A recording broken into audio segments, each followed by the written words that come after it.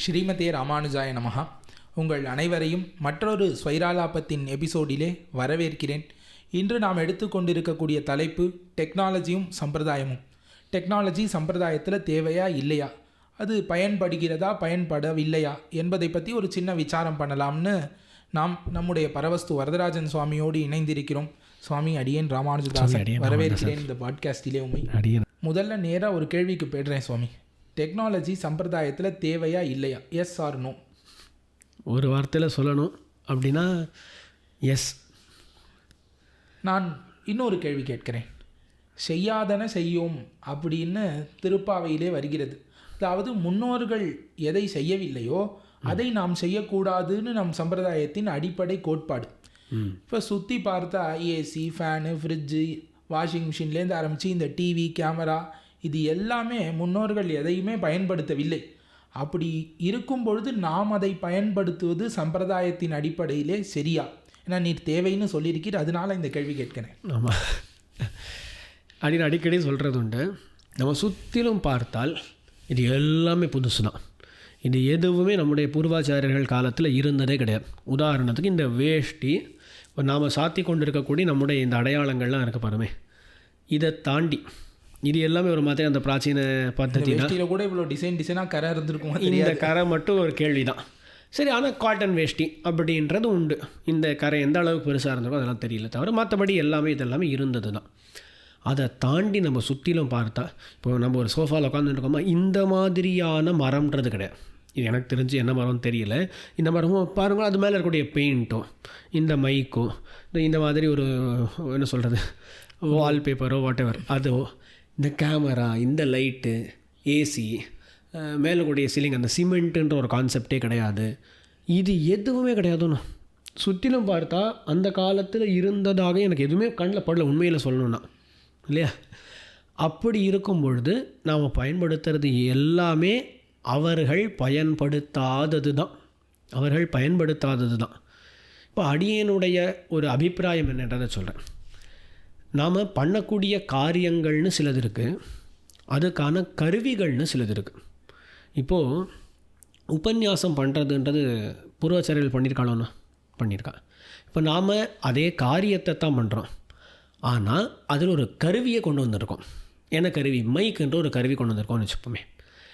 அதை தாண்டி பார்த்தால் அந்த மைக்கு மூலமாக பல இடங்களுக்கு போகும்படியான கருவிகள். இப்போ ஒரு இடத்துல உபன்யாசம் பண்ணுறோன்னா அங்கே மைக்கு, ஸ்பீக்கர் எல்லாருக்கும் கேட்குற மாதிரி பண்ணுறோம். அந்த ஒரு கருவி அதிகமாகிறது. இங்கே இருக்கிற வாளுக்கு மட்டும் இல்லை, பல இடங்களில் இருக்கக்கூடிய வாளுக்கு போகும்படியாக சில கருவிகளை உபயோகப்படுத்துகிறோம். அதே மாதிரி இப்போது பூர்வாச்சாரியர்கள் பல திவ்ய தேசங்களுக்கு சென்றார்களா? பெரும்பாலும் நடந்தே சென்றிருப்பார்கள். நடந்து, குதிரையில், மாட்டு வண்டி இல்லை சில பேர் பல்லக்கு, இந்த மாதிரி சென்றிருப்பார்கள். ஆனால் சென்றதுன்ற காரியம் ஒன்று தானே. அதில் இப்போ நாம் என்ன பண்ணுறோன்னா, போவதற்கான கருவியை மட்டும் மாற்றிக்கிறோம். அவள் குதிரை வண்டியில் போயிருக்கலாம், நாம் காரில் போகிறோம், பஸ்ஸில் போகிறோம். இந்த மாதிரி அவள் பண்ண காரியத்தை தான் நாம் பண்ண வேண்டும். அதில் கருவிகளை சிலதை நாம் மாற்றிக்கொள்கிறோம். இப்போ ஃபேனுன்றது அந்த காலத்தில் விசிறி உபயோகப்படுத்தியிருப்பாளோ? கண்டிப்பாக எல்லா காலத்திலும் அந்த கை விசிறின்றது உண்டு இல்லையா? அவள் கை விசிறி உபயோகப்படுத்தினார்கள். அரசர்கள் அந்த மாதிரி கொஞ்சம் பணக்காரர்கள் அவளுக்கெல்லாம் நம்ம பெருசாக இருக்கும், கீழே இப்படி இழுத்தா அது தானாகவே இழுத்தா ஆடுற மாதிரி இருக்கும். இது ஒரு ஃபேன் மாதிரி செட்டப். அது என்ன ஹியூமன் பவரில் அது ஓடி இருக்கும். இன்றைக்கி வேறு ஏதோ ஒரு எனர்ஜியில் அது ஓடுறது இல்லையா? இப்போது அந்த காற்றுக்காக ஒரு கருவியை பயன்படுத்துவதுன்றது இருக்குது. அந்த கருவியை நாம் மாற்றின்னு இருக்கோம். அது இப்போ ஃபேனாக இருக்கிறது. இப்போது பார்த்தா இந்த வெட்டிவேர் முதலானவைகளை எல்லாம் தொங்க விட்டு அது மேலே தண்ணீர் தெளித்து வெயில் காலத்தில் கொஞ்சம் குளிர்ந்திருக்கும்படியாக சில ஏற்பாடுகளை எல்லாம் பண்ணிக்கொள்வார்கள்னு சொல்கிறேன். இதெல்லாம் கேள்விப்பட்டது தான், தவிர நம்ம பார்த்ததில்லை. அதுக்கு பதிலாக நம்ம ஏசின்றதை பயன்படுத்துகிறோம். கடைசியில் சில சமயங்களில் சில விதமான சுகங்களுக்காக அதை பண்ணுறோம். உண்மையை சொல்ல போனால் சுவாமி, அந்த காலத்தில் ஸ்ரீரங்கம்ன்றது குளிர்ந்திருக்கும்னு சொல்கிறேன் இல்லையா? திருக்கச்சி நம்பிகள் கதையெல்லாம் சில சமயங்களில் சொல்லும்பொழுது ஒரு இடத்துல வந்தார், எல்லாமே குளிராக தான் இருக்குது, தேவப்பெருமாள் தான் பாவம் அக்னிலேருந்து வந்தவர், ஊரும் அக்னி மாதிரி தான் இருக்குது அப்படின்னு சொல்லி அங்கே திருவாலவட்ட கைங்கரியத்தை பண்ணார். ஏன்னா காஞ்சிபுரமும் நன்னா வெயில் உண்டாங்க இல்லையா? கண்டிப்பாக. ஸ்ரீரங்கம் ஒரே சோலைகளால் சூழப்பட்டதாகவும் காவேரி 2 பக்கத்திலும் ஓடுறதுனால சில்லுன்னு இருக்கும்னு நம்ம உபன்யாசத்தில் மட்டும் சொல்கிறோம். இன்றைக்கி உண்மையில் அப்படி இருக்கான்னு கேட்டால் நல்ல வெயில் தான் இங்கே. சோலைகளும் நிறைய வீழ்த்தப்பட்டன. பெரும்பாலும் ஒன்றும் இல்லைன்னு தான் சொல்லணும். தோட்டங்கள்லாம் நிறைய கண் முன்னாடி நிறைய மாறி காங்க்ரீட் தோட்டமாக வந்துடுது. ஆகையாலே அந்த மாதிரி நிலையில் ஏசின்றது இன்றைக்கி நெசசிட்டியாக மாறிடுது. அப்படின்னே உண்மையாக சொல்கிறேன். அப்படின்னு வெயில் ரொம்ப அதிகமானால் தலைவலி வந்துடும். எந்த காரியத்தையும் பண்ண முடியாது. அதுக்கு அப்படின்னு ஏசியை பயன்படுத்திட்டு எவ்வளோ கைங்கரியங்களை பண்ணலாம் ஒன்றும். அதனால் காரியங்கள் அதே தான் இருக்குது பெரும்பாலும். இப்போ தேவரீரோட பேசணும், பரஸ்பர ஸ்ரீவைஷ்ணவ சம்பாஷணம் அந்த காலம் நடந்திருக்கும். இன்றைக்கி என்ன பண்ணுறோம்? ஒரு ஃபோன் மூலமாக பண்ணுறோம். அந்த காரியம் அதுவே இருக்கணும். அதுக்கான கருவிகள் மாறுறதுல தப்பு இல்லைன்றது அடியனுடைய எண்ணம்.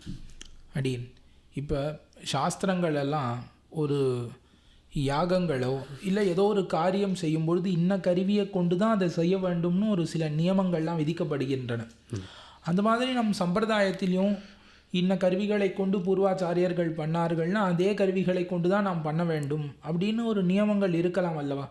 நான் அவர்கள் அதுவும் ஏதோ ஒரு காரணம் கருதி பண்ணியிருக்கலாம். இல்லை, சிலது அந்த காலத்தில் இல்லாததுனால பண்ணலைன்னு கூட இருக்கலாம். நிஷேத வச்சனம் ஒன்றும் இல்லாத போது இப்போ ஃபேன் பயன்படுத்தக்கூடாதுன்னு ஒன்றும் கிடையாது.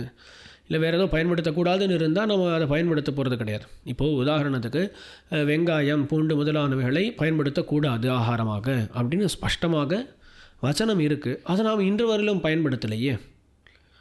அப்படி ஒரு வேளை பயன்படுத்தினா கூட அது தப்புன்னு தானே சொல்லுவோம். இது நம்ம பண்ணுறது தப்பு தான் அப்படின்னு சொல்லுவோம்.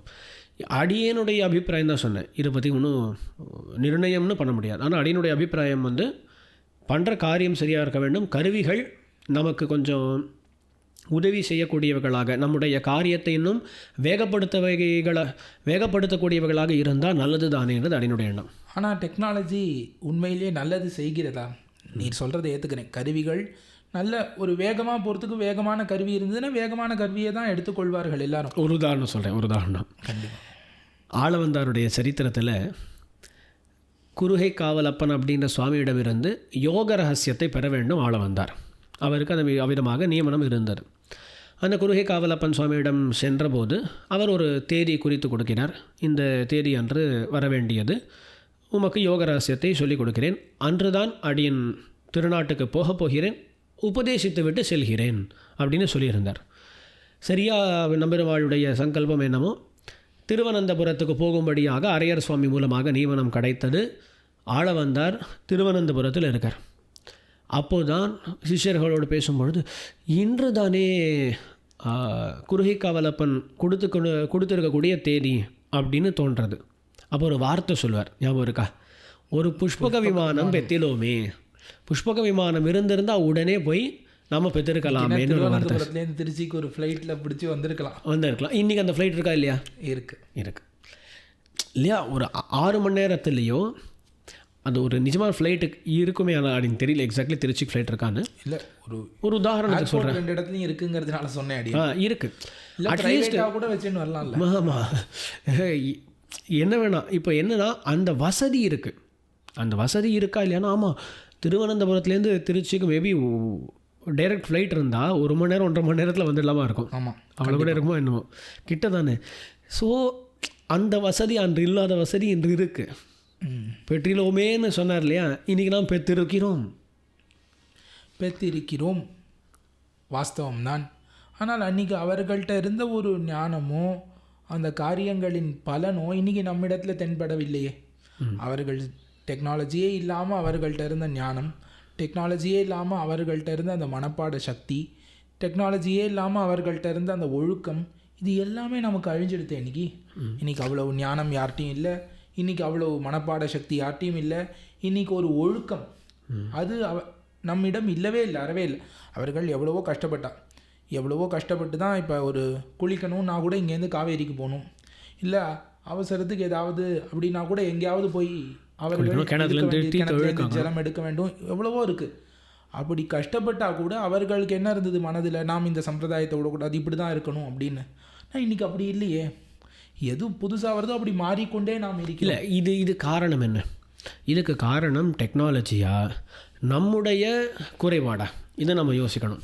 பல சந்தர்ப்பங்களில் நம்முடைய குறைபாடுகளை எடுத்து டெக்னாலஜி மேலே திணிக்கிறோம். நாம் டெக்னாலஜி யாரையாவது நீங்கள் இந்த மாதிரி பண்ணக்கூடாது, தப்பான காரியங்களைத்தான் பண்ணணும், அது தூண்டுறதா? அது கிடையாது. நாம் பண்ண வேண்டிய நல்ல காரியங்களை அது வேகப்படுத்தி கொடுக்கிறது, அவ்வளவுதானே தவிர டெக்னாலஜி வந்தது நம்முடைய குறைபாடுகளுக்கு காரணம் கிடையாது. நம்முடைய சோம்பேறித்தனம் முதலான தோஷங்கள் தான் காரணம். இல்லை, அடியன் இதில் ஒரு கதை சொல்கிறோம், பிரசித்தம்தான். ஒரு முனிவர் தவம் பண்ணி கொண்டிருந்தார். இந்திரன் பார்த்தான், எப்படிரா இந்த தவத்தை கலைக்கலான்னு அவன் பார்த்துட்டே இருந்தான். அவன் ஒரு கத்தியை கொண்டு அவர் கையில் கொடுத்து, நீ இதை பத்திரமா பார்த்துக்கும் அப்படின்னு சொல்லிட்டு போனான். அவர் என்ன பண்ணார், கொஞ்ச நாள் கத்தியை பார்த்துட்டே இருந்தார். கொஞ்ச நாள் கழிச்சு அது இன்னும் கூர்மையாக இருக்கா அப்படின்னு சாணம்லாம் போட்டு வச்சார். வேடிக்கையாக சொல்கிறது, வெட்டி கொடுத்தானா பக்கத்தில் வச்சாரான். பக்கத்தில் வச்சு தவத்தை ஆரம்பிச்சாரான். பக்கத்தில் இருக்க யாரா சட்டுன்னு இழுத்துட்டு போட்டா தெரியாது. அதான் மடியில் வச்சு கடைசியில் அந்த கத்தியை வச்சு எல்லாரையும் அழிக்க ஆரம்பிச்சுட்டேன். மிருகங்கள் எல்லாம் கொல்றது, அதை வெறுமனா செடியெல்லாம் அறுத்து பார்த்தேன், நன்னா அறுத்துது. சரி, நம்ம இப்போ ஒரு கத்தி நன்னா ஷார்ப்பாக இருக்குன்னு எதையாவது அறுத்துட்டே இருப்போம். அந்த மாதிரி அவர் மிருகங்கள் எல்லாம் அழிக்க ஆரம்பிச்சுட்டார்.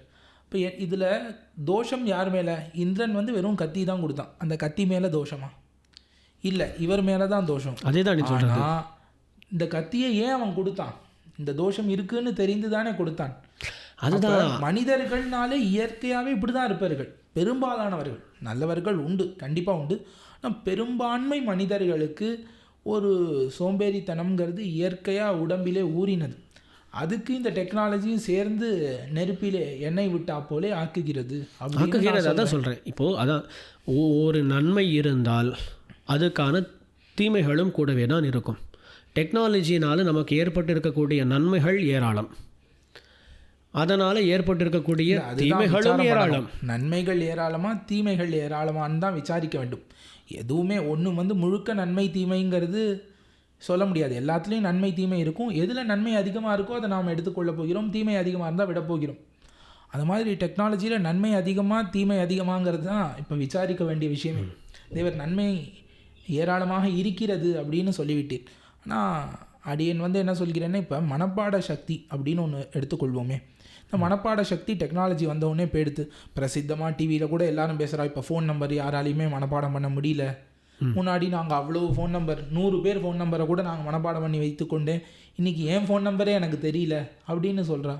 இதற்கு காரணம் என்ன? டெக்னாலஜினாலே தூண்டப்பட்ட சோம்பேறித்தனம்.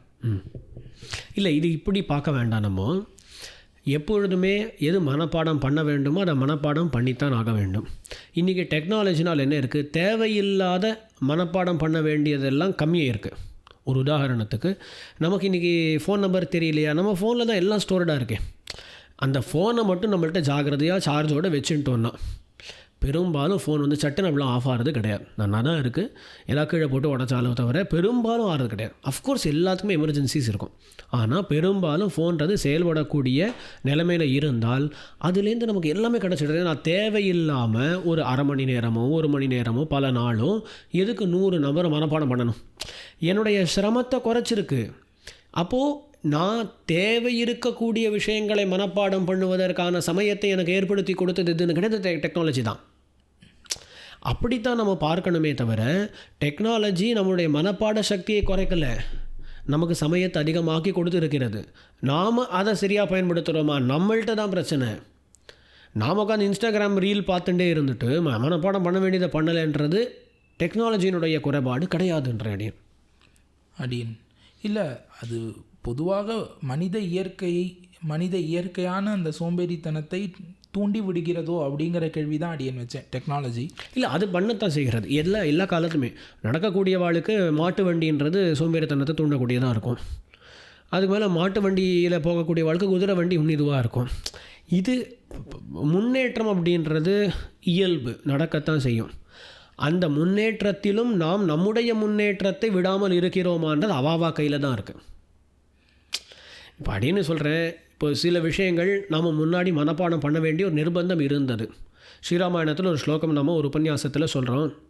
யாரோ சுவாமி இது எங்கே இருக்குதுன்னு கேட்டால் அது கண்டிப்பாக நம்ம மனப்பாடமாக தெரிஞ்சால் தான் சொல்ல முடியும் இந்த இடத்துல இருக்குதுன்னு சொல்லி. இன்றைக்கி இல்லையா, ஒரு நிமிஷம் ஃபோன் எடுத்து பார்த்து கூகுளில் இந்த ஸ்லோகம் நச்ச சீதா துவயாஹீனா அப்படின்னு நினச்சா இந்த காண்டத்தில் இந்த சர்க்கத்தில் இத்தனை ஸ்லோகம் காட்டிடுறது.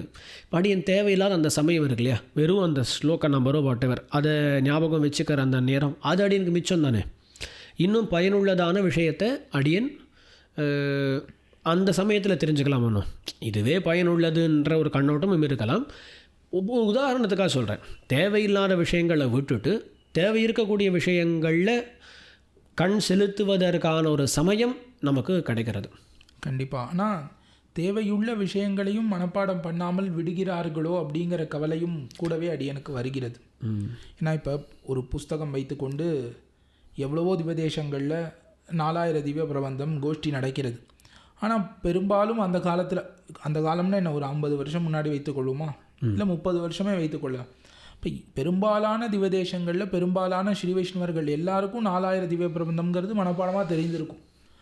புஸ்தகம் இல்லாமல் தான் கோஷ்டி நடந்தது. ஆனால் இன்றைக்கி எவ்வளவு திவதேசத்தில் அது நடக்கிறது? ரொம்ப கம்மி, ரொம்ப 3-4 திவதேசம் தான் மொத்தமே, அவ்வளவுதான் இருக்கும் புஸ்தகம் இல்லாமல் ஒரு கோஷ்டிங்கிறது. மீதி 3-4 திவதேசத்தில் தான் நடக்கிறதுங்கிறது எவ்வளோ ஒரு குறைபாடு.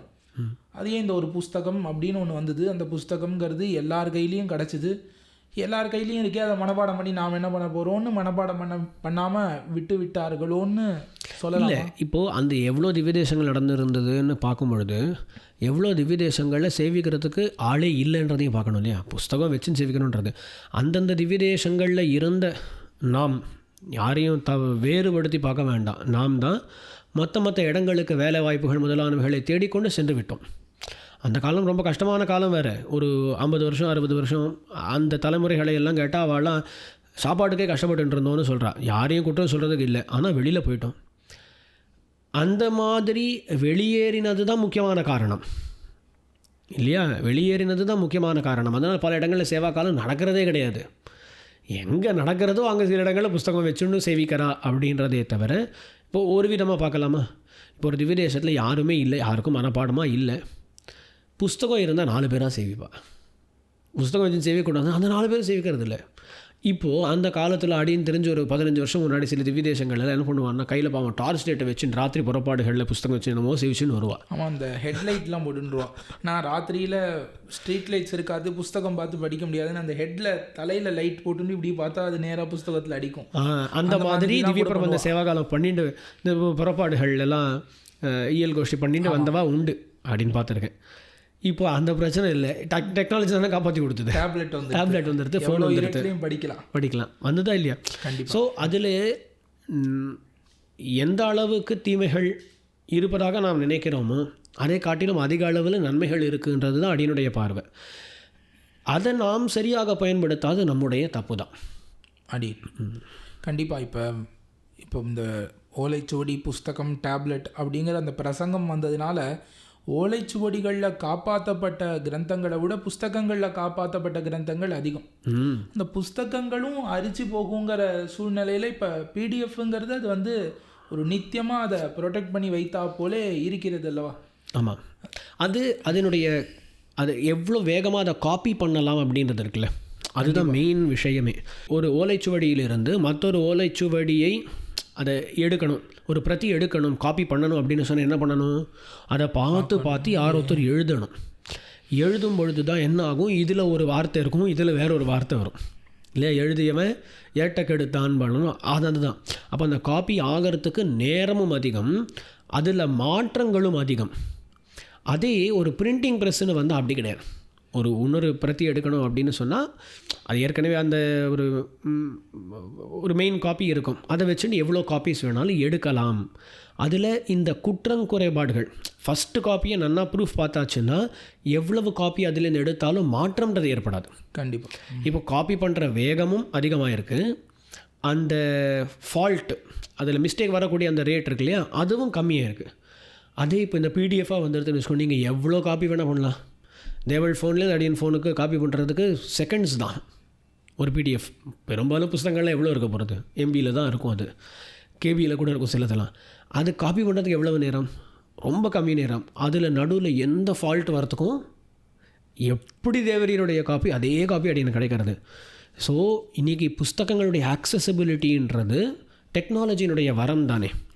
முன்னாடி அடியனுக்கு தெரிஞ்சு 10 வருஷம் முன்னாடி ஏதாவது சதஸுக்கு போகணும் அப்படின்னு சொன்னாங்க, பாவம் புஸ்தகங்களை இப்படி அடுக்கி வச்சுருப்பா. கண்டிப்பாக. ஸ்ரீபாஷ்ய சதஸுகள் எல்லாம் ஸ்ரீபாஷ்ய புஸ்தகம் வியாக்கியானங்களோட 2 உபனிஷத் பாஷ்ய புஸ்தகங்கள் ஏன்னா சட்டுன்னு தான் விசாரம் வந்தால் எடுத்து பார்க்கணுன்றதுக்காக சதஸில் வச்சுருப்பா.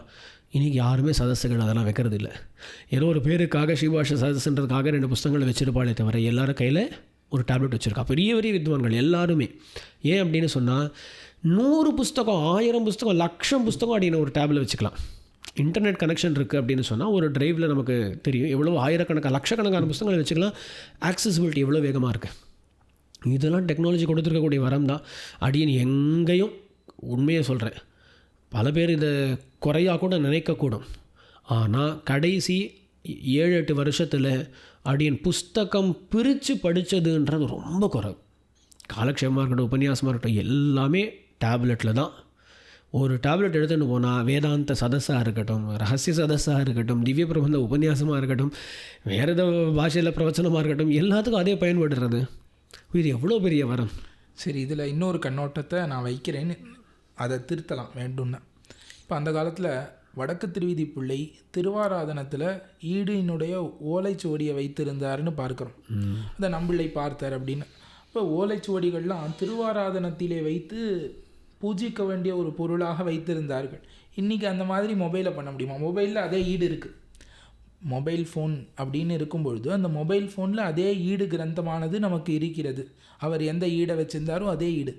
அந்த மாதிரி ஒரு புஸ்தகத்தை ஒரு பூஜைக்குரிய விஷயமாக ரொம்ப உயர்ந்ததாக பார்க்கக்கூடிய கண்ணோட்டம் இப்போ மொபைலில் நமக்கு இல்லைல்ல. அதை பற்றி உங்களுடைய அபிப்பிராயம் என்ன? இப்போது பல பேர் ஃபோன்லலாம் பெருமாள் படங்கள்லாம் வச்சுருப்பா, பார்த்துருக்கிறேன். ஆமாம், அந்த ஃபோனை நம்ம எல்லா இடத்துக்கும் தான் எடுத்துன்னு போகிறோம். அதில் ஆனால் பெருமாள் ஒரு அவளுடைய ரொம்ப புனிதமானதுன்னு அடிக்கடி சொல்லுவோம். எல்லா இடத்துக்கும் போகும். அது பிறப்பு அறையிலேருந்து இறப்பு அறை வரைக்கும் எல்லா இடத்துக்கும் போயிட்டு வந்தாலும் அது ரொம்ப புனிதமானதாக தான். அதை அலம்பவும் முடியாது, அலம்பினா அதோட முடிஞ்சது வேலை இல்லையா? அது அந்த மாதிரி அதில் எவ்வளோ பேர் பெருமாள் படம் வச்சுருக்கா. ஆனால் அதுக்கான உரிய மரியாதை கொடுக்குறோமா நம்ம? அப்படின்னா அது பாட்டுக்கு எங்கே இருக்கோ அது கீழே இருக்கும், ஒரு நாள் ஷெல்ஃபில் இருக்கும், ஒரு நாள். இல்லை, அதை ஒரு டிஸ்அட்வான்டேஜாக பார்க்க வேண்டியிருக்கா, இல்லை அது ஒரு மெரிட்டா? அது என்ன சொல்ல வருது? இப்போ அதான் சொல்கிறேன். இப்போது அதுக்கு இப்போ இது ஒரு this is a problem that we face இல்லையா? இப்போ அடியன் இது மாதிரி கூட பார்க்கலாம். இல்லை, அதுக்கு மரியாதை கொடுத்து தான் ஆகணும். பல பேர் அந்த சம்பிரதாய ஸ்ரீகோஷங்கள் புஸ்தகங்கள் இருக்கக்கூடிய அறையையே இது புனிதமான அறைன்ற மாதிரி பார்க்குற கண்ணோட்டமும் உண்டு, இல்லைன்னு சொல்லலை. என்ன பண்ணலாம் அப்படின்னு சொன்னால், எல்லாமே இப்போது பெரும்பாலும் நம்ம உபயோகப்படுத்துகிற டேப் இருக்குதுன்னு வச்சுக்கோங்களேன், அதை இருக்குன்னே ஒதுக்கிடலாமண்ணா. புஸ்தகங்கள் இது சம்பிரதாயத்துக்குன்னு இருக்கக்கூடியது, இதில் கண்ட விஷயங்களை பார்க்க வேண்டாம், வச்சுக்க வேண்டாம் அப்படின்ற மாதிரி அவாவா யோசிக்க வேண்டியது. இதில் கொஞ்சம் இது ரெபலியஸாக தோணலாம். ஆனால் அடியனுடைய எண்ணம்னா, ஒரு இல்லம் இருக்குது, ஒரு இல்லத்தில் நல்லதும் இருக்கும் கெட்டதும் இருக்கும். இப்போ இல்லத்தில் என்ன, இப்போ குளியல் அறையும் இல்லத்தில் தான் இருக்கும், சமையல் அறையும் தளிய பண்ணக்கூடிய மடப்பள்ளியும் இல்லத்தில் தான் இருக்கும். அதே இல்லத்தில் பெருமாள் எழுந்தருளியிருக்கக்கூடிய இடம் திருவாராதன அறையும் இருக்கும், கோயிலாழ்வார் எழுந்தருளி இருப்பார், எல்லாமே ஒரு இடத்துல தானே. அந்தந்த இடத்துக்கு அந்தந்த மரியாதை, ஒரே இடத்துல எல்லாமே தான் இருக்கும். இப்போது அதை ஒரு ஃபிசிக்கலாக பார்க்காம ஒரு விதமாக பார்த்தா ஃபோன்லேயும் இதுக்கான அது தனி, அதுக்கான அது தனி, எல்லாமே இருக்குது, ஒன்றுமே பண்ண முடியாது. அது ஒரு புஸ்தகமாக இருக்குது, புஸ்தகம் படிச்சுட்டு இருக்கோம் அப்படின்னு சொன்னால் அந்த புஸ்தகம் அதில் ஓப்பனாக இருக்கும் பொழுது அதுக்கான மரியாதை கொடுக்கணும். அதை க்ளோஸ் பண்ணிட்டோம் அப்படின்னு சொன்னால் இது வெர்ச்சுவல் தானே, இது ஃபிசிக்கல் கிடையாது இங்கே இல்லையா?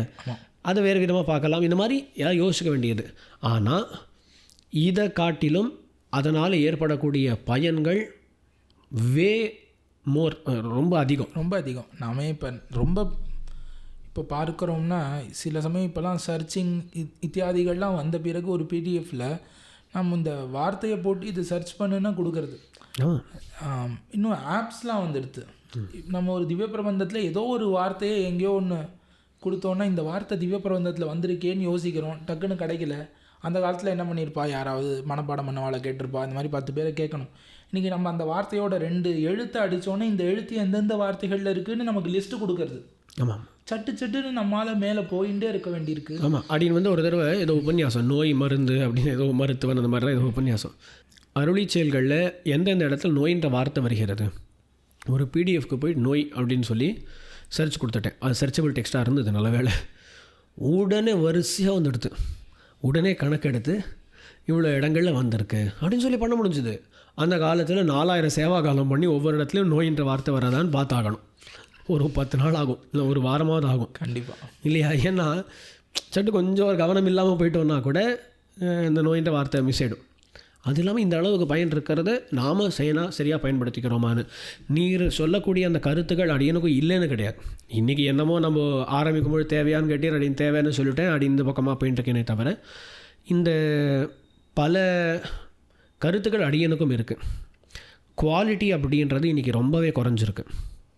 ஒரு 100 வருஷம் முன்னாடி பெரியோர்கள் போட்ட புஸ்தகங்களை பார்த்தா அதில் அச்சுப்பொழிகள் ரொம்ப குறைவாக இருக்கும், ரொம்ப குறைவாக இருக்கும்.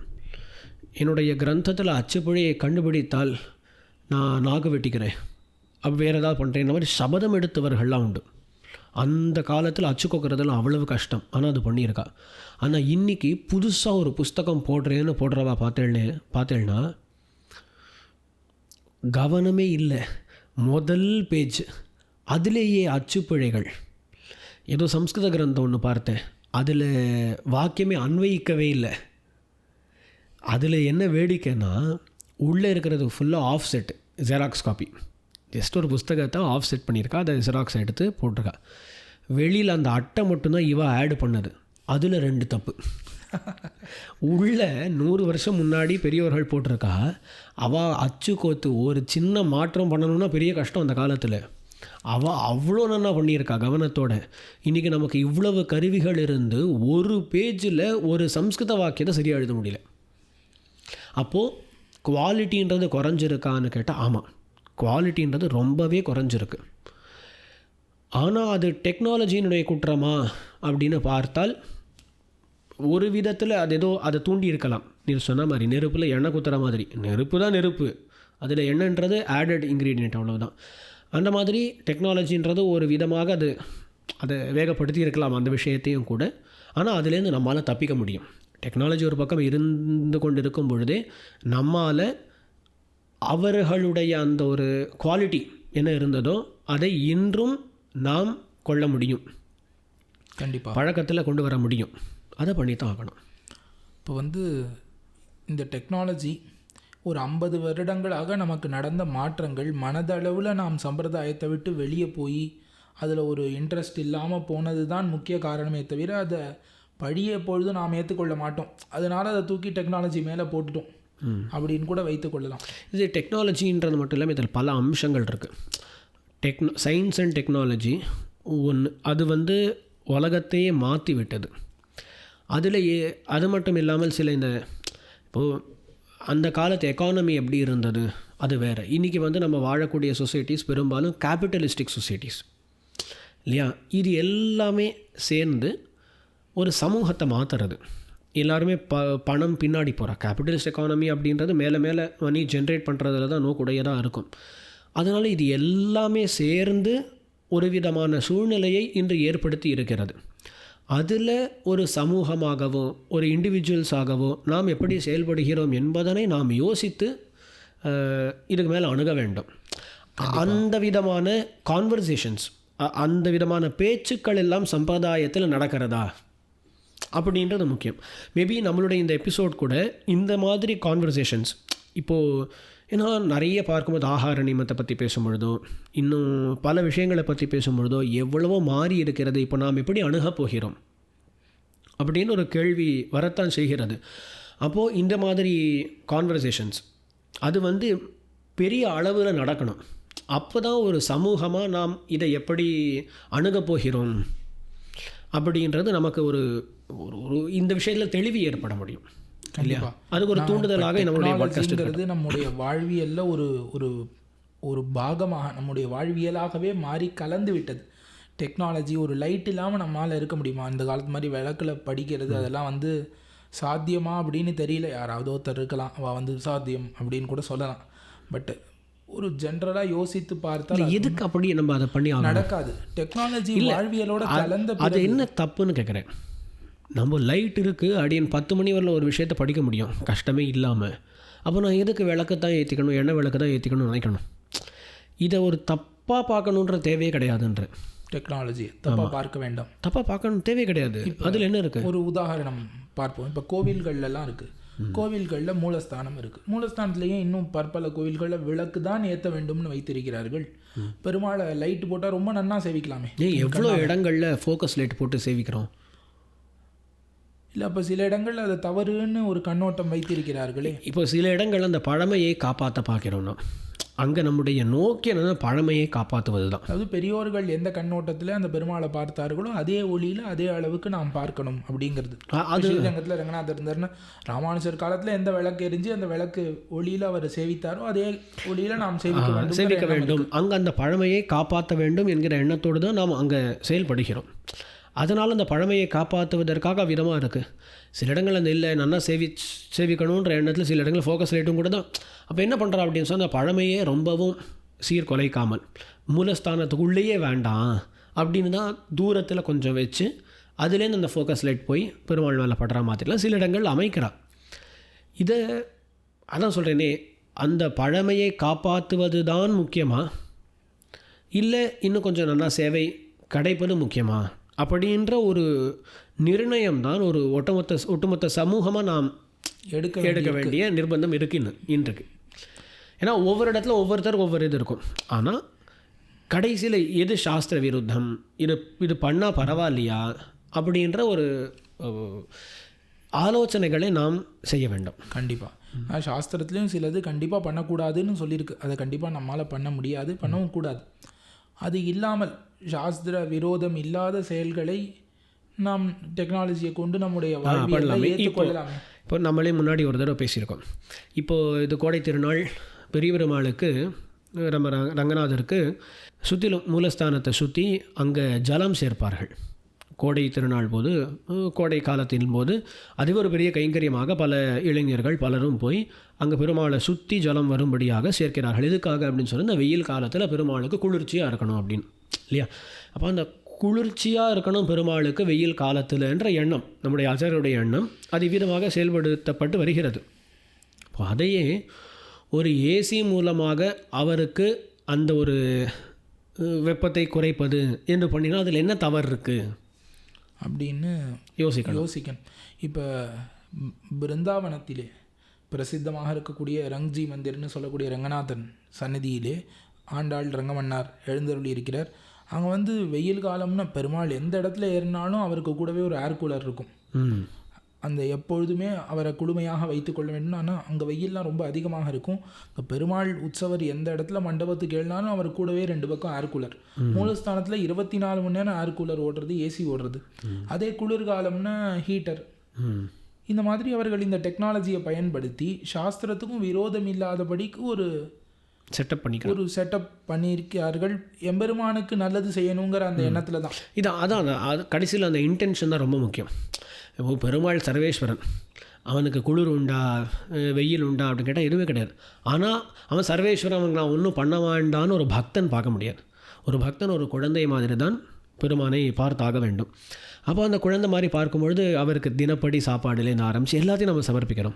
அப்போ ஒரு குளிர்காலம்னு சொன்னால் அவருக்கு அந்த குளிர் தட்டக்கூடாது அப்படின்னு சொல்லி இப்போ நம்ம பெருமாளுக்கு திருமஞ்சன அவசரங்கள்லாம் வெந்நீர் கொண்டு வந்து சேர்ந்து திருமஞ்சனம் பண்ணுறோம். எதுக்காக அப்படின்னு சொன்னால் இப்போ நாமே இல்லங்களில் பார்த்தா வெந்நீர் தானே போட்டு குளிக்கிறோம். அப்போ நம்ம பெருமாளுக்கு பச்சை தண்ணி அப்படியே விட முடியுமா?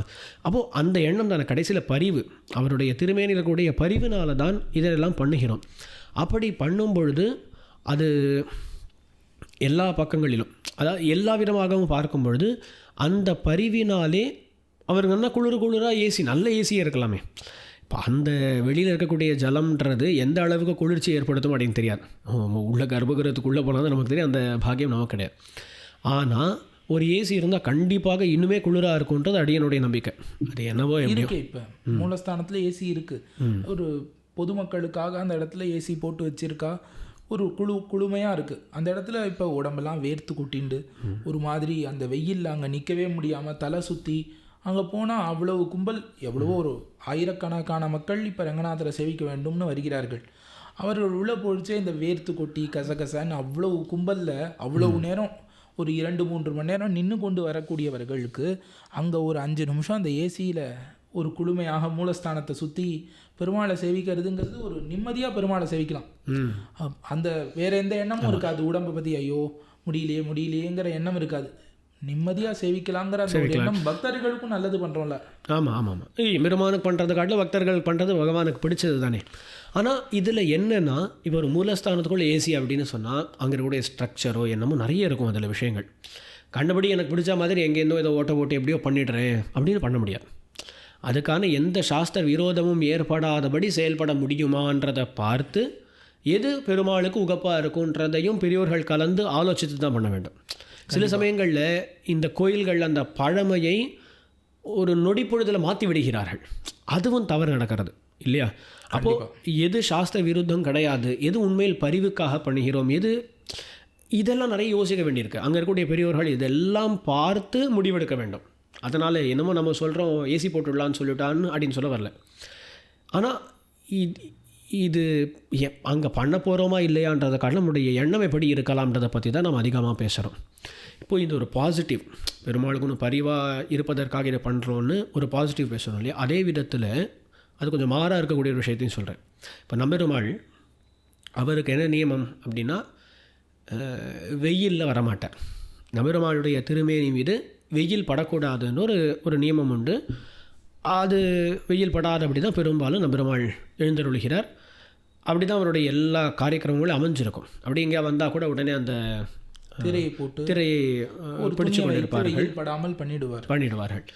இப்போது சில சமயங்கள் அப்படி எனக்கு தோணும், இந்த வாகன மண்டபத்துக்கெலாம் எழுந்தருளும் பொழுது இந்த கேமராலேருந்து வரக்கூடிய இந்த லைட் இருக்குது பாருமே, இந்த கேமரா மேலாம் அந்த லைட் வச்சுருப்பான், அந்த வீடியோ கேமரா மேலாம் பெரிய ஃபோக்கஸ் லைட்ஸ்லாம் வச்சுருப்பான்.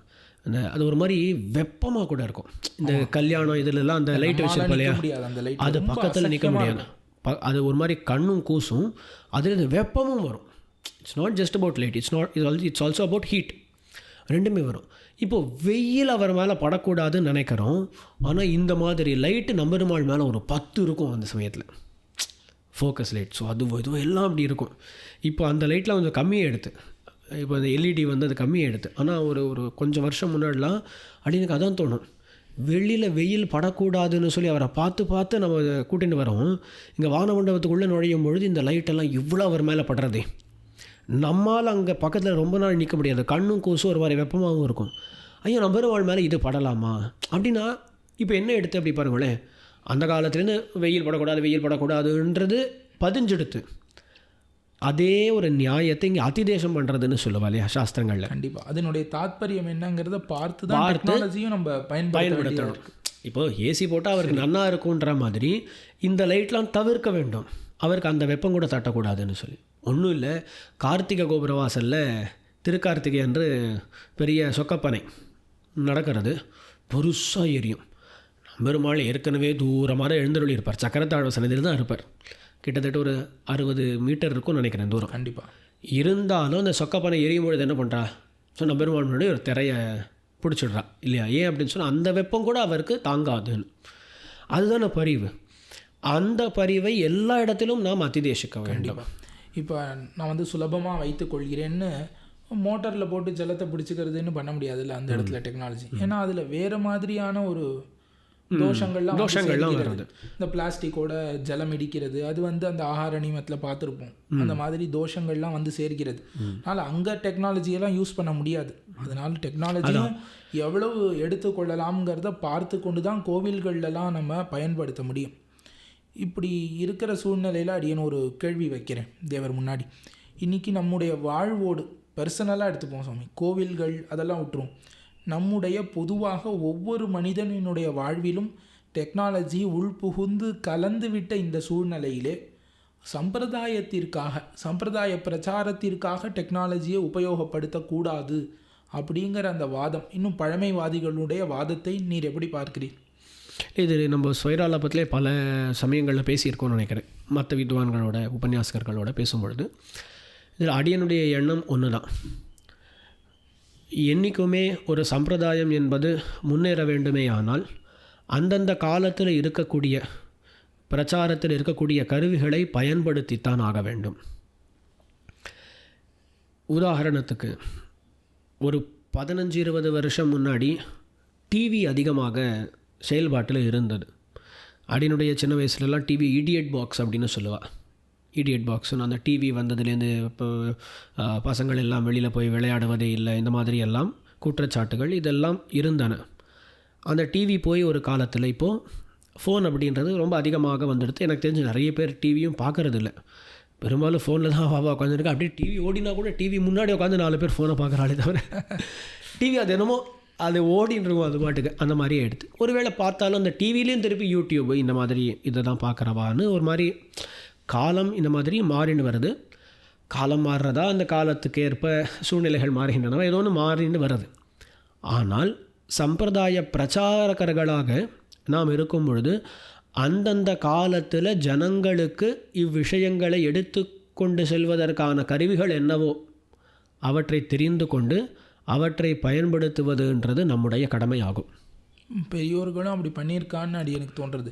இப்போ திடீர்னு ஞாபகம் வந்தது, அந்த காலத்தில் வந்து வெறும் காலக்ஷேபம், குரு சிஷ்ய பரம்பரை அவ்வளவுதான் இருக்கும்.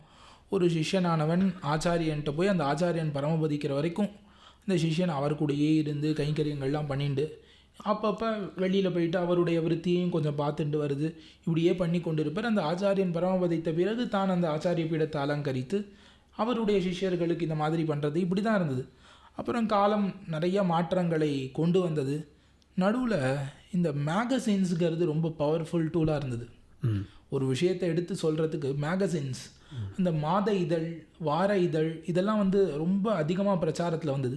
உடனே சம்பிரதாயத்திலையும் 4 பேர் ஆரம்பித்தார்கள்.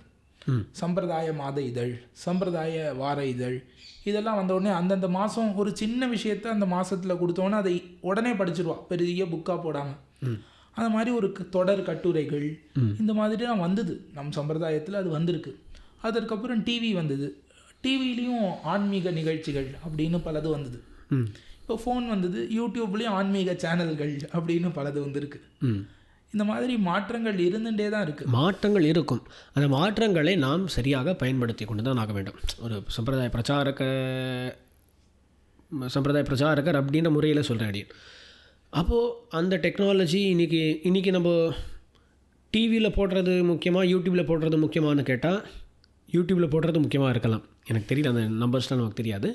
ஏன் அப்படின்னு சொல்லி இன்றைக்கி ஜனங்கள் பார்க்குறது அதுதானே.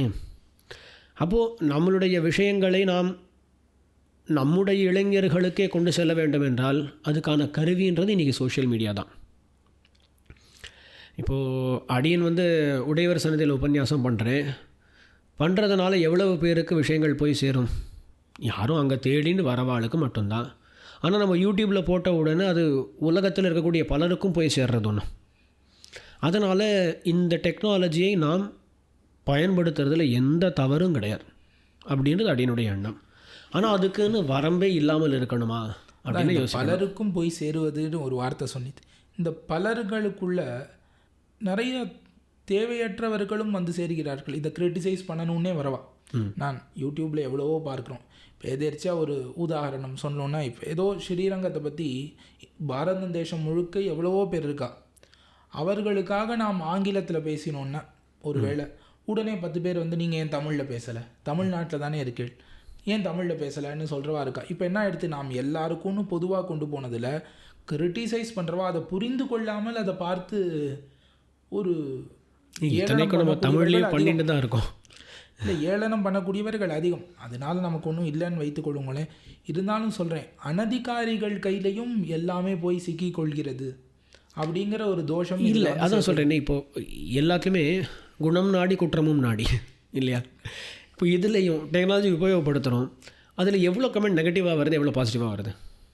சுவாமி ஸ்ரீரங்கத்தை பற்றி நாங்கள் இப்போ தான் இந்த அளவுக்கு தெரிஞ்சுக்கிறோன்னு எவ்வளோ பேர் சொல்லியிருப்பா. 10 பேர் சொன்னால் ஒருத்தர் கிரிட்டிசைஸ் பண்ணத்தான் முன்னுவா. அதனால் நம்ம அந்த நெகட்டிவை பார்ப்போமா, இந்த பாசிட்டிவ்ஸை பார்ப்போமா அப்படின்றத தான் பார்க்கணும். ஸோ அடியனை பொறுத்த வரையிலும் அந்த பாசிட்டிவ்ஸை பார்த்துட்டு தான் நம்ம முன்னாடி போக வேண்டும், அவ்வளவுதானே தவிர ஆமாம் சில அனதிகாரிகளுக்கு போய் சேரும்.